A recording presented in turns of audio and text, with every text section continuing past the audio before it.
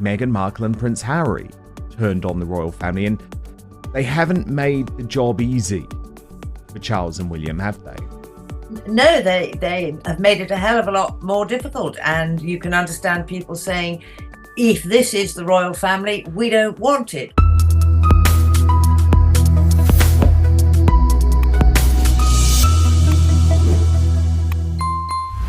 Hello, fellow squaddies. Kenneth here. Welcome back to Royal Telly for another episode of Countering Negativity and Media Bias. Today, we're diving into the latest outrageous remarks from Dan Wootton, Christine and Neil Hamilton on Dan Wootton's show. These haters are at it again, using the Sussexes' names to justify Charles's humiliation during his controversial tour in Australia. Let's set the record straight. One of the issues, of course, Christine, is that there is a woke government in Australia, but you've also got the governments in the Caribbean, and especially the Prime Minister of Barbados and the Prime Minister of Jamaica, who have bought into the rhetoric that was very much helped by the way that Meghan Markle and Prince Harry turned on the royal family, and they haven't made the job easy for Charles and William, have they? No, they have made it a hell of a lot more difficult, and you can understand people saying, if this is the royal family, we don't want it. But I think what people have to do is have to understand that, as Neil has said, the king is a good man. Fundamentally, I don't agree with all his views, but he is a good man who's trying to do his best in very difficult circumstances. And he is being undermined by one of his sons and wife. And what they are trying to do to the monarchy is appalling for their own vested self-interest. And of course that encourages Republican feelings. It's giving people an excuse to attack, for want of a better word, the monarchy. And I think what they're trying to do, they should just shut up and get on with their lives in Montecito and leave it at that. I mean, just get out of our lives in this country. You don't want anything to do with it, so stay clear. I think they should stick to their roles in South Park. You know, that's where they belong. Oh, that's so funny, that cartoon. First off, let's address the elephant in the room. Christine, Neil Hamilton and Dan Wootton have been relentless in their baseless attacks on Prince Harry and Duchess Meghan. Their latest claims are not only unfounded, but also a desperate attempt to shift the blame for King Charles's declining popularity onto the Sussexes. Dan Wootton's video titled Prince Harry and Meghan Markle Destroy King Charles Australia Tour is nothing short of sensationalism. He claims that Prince Harry and Duchess Meghan have undermined their father and the British monarchy to such an extent that it has made King Charles's job almost impossible. Really, Dan? Let's be clear here, Charles. Camilla, William and Kate are facing backlash because of their own actions and leadership, not because of Prince Harry and Duchess Meghan. Christine's remarks are equally absurd. She suggests that the Sussexes have made it difficult for people to support the monarchy and that King Charles is a good man being undermined by his own son and daughter-in-law. Christine, the reality is that the monarchy's issues are self-inflicted. The public's growing Republican sentiments are a direct response to the actions and attitudes of King Charles, Camilla, William and Kate. Neil Hamilton's comment about Prince Harry and Duchess Meghan belonging in South Park is just another example of the petty and childish attacks these critics resort to. It's clear that they have nothing substantial to say, so they resort to cheap shots and insults. Let's not forget that Prince Harry and Duchess Meghan are no longer working members of the royal family. They have moved on and are doing incredible work, making a positive impact in the world. Meanwhile, the so-called working royals are struggling to maintain their relevance and popularity. The UK media and the royal institution are trying to pin their bad image on the Sussexes, but we see through their tactics. First up, we have Christine spewing some rather ill-informed opinions. She claims that Prince Harry and Duchess Meghan have made things a hell of a lot more difficult for the monarchy.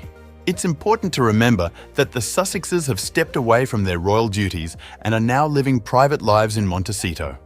Their focus lies on their children and philanthropic work, not on undermining the monarchy. They've been busy with projects like Archewell, their non-profit organisation, which has been involved in numerous charitable endeavours. Christine also alleges that the Sussexes are attacking the monarchy for their own vested self-interest. This claim is rich, considering the media's obsession with the Sussexes. which is driven by their own vested interest of selling more papers and getting more clicks. In contrast, Prince Harry and Duchess Meghan have consistently advocated for compassion, unity, and understanding. Their actions speak louder than Christine's baseless accusations. Christine continues to claim that the Sussexes' actions are encouraging Republicans' feelings and giving people an excuse to dislike King Charles.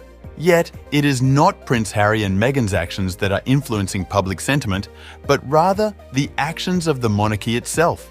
From Prince Andrew's scandal to the lack of transparency within the royal institution, there are plenty of reasons for the public's growing disillusionment. Christine's demand that the Sussexes shut up and get on with their lives in Montecito is rather ironic. Prince Harry and Meghan have indeed moved on and are living their lives privately. It's the media, including Christine, Neil Hamilton, and Dan Wootton, who can't seem to let go and continually drag their names into unrelated discussions.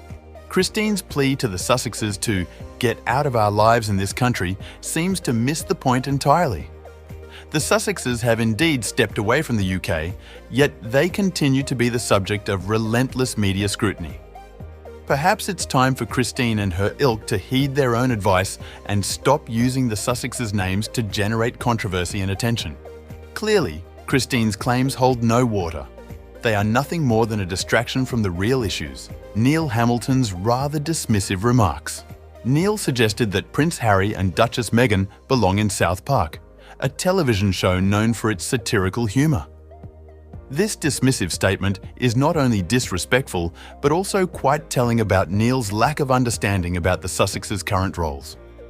Prince Harry and Duchess Meghan are not caricatures in a comedy show. They are real people who have chosen to live their lives away from the royal spotlight. They stepped back from their royal duties, not to pursue roles in television comedies, but to contribute to society in meaningful ways. Just because they are no longer working royals doesn't mean they are not working. In fact, since their departure from the royal household, they have been tirelessly working to make a positive impact in various sectors. From Invictus Games, their multi-million-dollar deals with Netflix and Spotify, to the launch of their non-profit foundation, Archewell, the Sussexes have shown that they are more than just former royals. They are philanthropists, activists, and entrepreneurs. Neil's attempt to trivialise their efforts by suggesting they belong on a satirical television show is not only unfounded, but also quite distasteful. It's a classic case of trying to diminish someone's worth by making light of their endeavours.